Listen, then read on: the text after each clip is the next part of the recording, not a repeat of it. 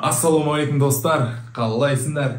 Бүгін сендерге керемет бір жаңалықпен бөліскім келіп отыр. Мен ұйқыдан таңертең тұрсам бүгін. Маған YouTube'дан сообщение келеді. Құттықтаймыз. Сіздің каналыңызда 1000 подписчик жиналды деген. Мен деген сразу, вау, біз қай уақытта 1000 болып кеткенбіз деген сияқты сұрақ туындады менде.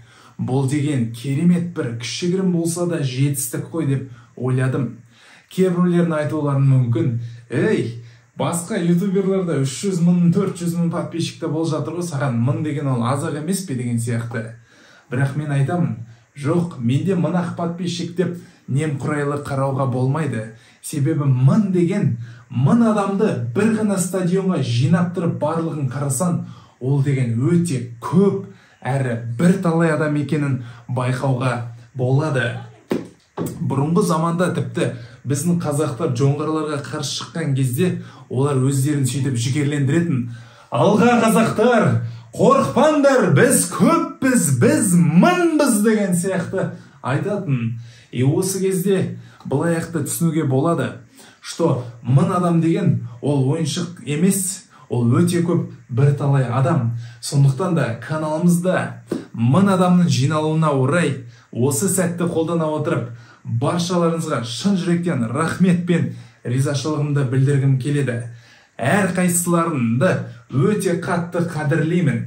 Әр қайсыларыңды, тіпті сені қазір телефоннан мені көріп отқан досым. Рахмет саған.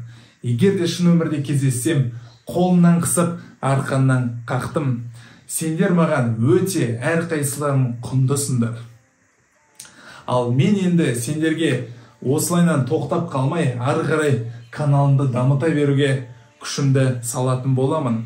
Сендер қазір YouTube-тың комментариясына кіріп жаза кетіңіздер. Қандай тематикадағы видеоларды сендер көргілерін келеді. Ол мысалға психология ма, жоқ әлде харизманы дамыту ма, әлде сенімділікті күшейту ма, әлде денсаулықты нығайту ма, жоқ әлде қыздар ма, жоқ әлде спорт па, әлде тестостеронды көтеру ма.